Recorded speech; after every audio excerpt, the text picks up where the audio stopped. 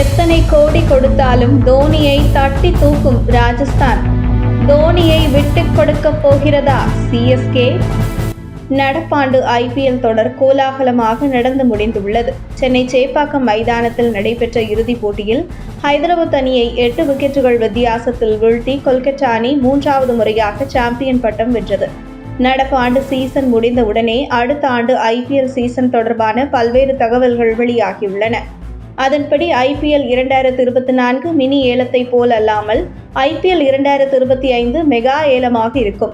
ஒவ்வொரு அணியும் அதிகபட்சமாக 4 வீரர்களை தக்க வைத்துக் கொள்ளலாம். அதோடு ஒரு ரைட் டு மேட்ச் கார்டு வாய்ப்பும் வழங்கப்படும். மற்றபடி அணிக்கு தேவையான அனைத்து வீரர்களையும் ஏலம் மூலம் மட்டுமே பெற முடியும். கடந்த ஆண்டு ஏலம் வெளிநாட்டில் நடைபெற்ற நிலையில் நடப்பாண்டின் இறுதியில் நடைபெறவுள்ள மெகா ஏலம் எங்கு நடைபெறும் என்பது இதுவரை உறுதி செய்யப்படவில்லை.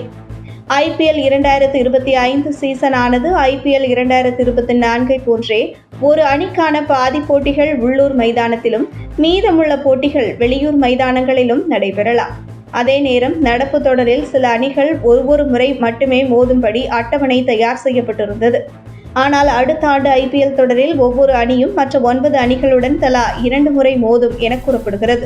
இது தொடர்பாக தற்போது வரை அதிகாரப்பூர்வ தகவல் எதுவும் இல்லை என்றாலும் இந்த ஆண்டின் 74 போட்டிகளுடன் ஒப்பிடும்போது அடுத்த சீசனில் ஒளிபரப்பாளர்களின் ஸ்டார் மற்றும் கோரிக்கையின்படி 84 போட்டிகள் நடத்த திட்டமிடப்பட்டுள்ளது. 2027 இந்த எண்ணிக்கை 94 அதிகரிக்க வாய்ப்புள்ளது எனவும் கூறப்படுகிறது. ஐபிஎல் 2025 இதே 10 அணிகள் இடம்பெறவே அதிக வாய்ப்புள்ளது. அதன்படி Chennai super Kings, Delhi Capitals, Gujarat Titans, Kolkata night Riders, Lucknow super giants, Mumbai Indians, Punjab Kings, Rajasthan Royals, Royal Challengers Bengaluru மற்றும் சன்ரைசர்ஸ் ஹைதராபாத் ஆகிய 10 அணிகள் பங்கேற்க உள்ளன. ஐபிஎல் 2024 சீசனை போலவே ஐபிஎல் 2025 மார்ச் மே காலத்தில் நடைபெறும். இந்த ஆண்டு மெகா ஏலத்தின் போது ஒவ்வொரு அணிகளும் 3 முதல் 4 வீரர்களை மட்டுமே தக்க வைத்துக் கொள்ள முடியும். இந்த சமயத்தில் அணியில் உள்ள மற்ற வீரர்களை விடுவிக்க வேண்டும். கடைசியாக 2022 ஆண்டு ஐபிஎல் மெகா ஏலம் நடைபெற்றது.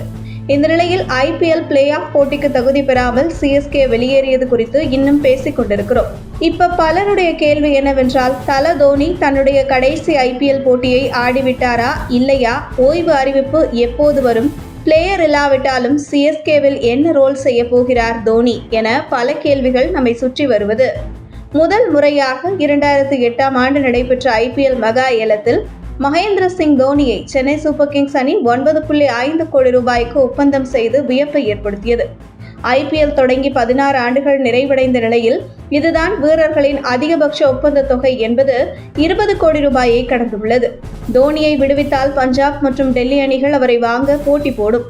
அதே நேரம் அவரை தக்க வைத்தால் ருத்ராஜ், சிவம் துபே, ஜடேஜா இவர்களில் ஒருவரை இழக்க வேண்டும்.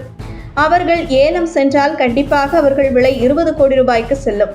ஏலத்தில் தோனி வேறு சென்றால் ஆர்டிஎம் முறையில் சிஎஸ்கே வாங்கும். ஆனால் விலை அதிகமாக இருந்தால் அதுவும் கடினம்.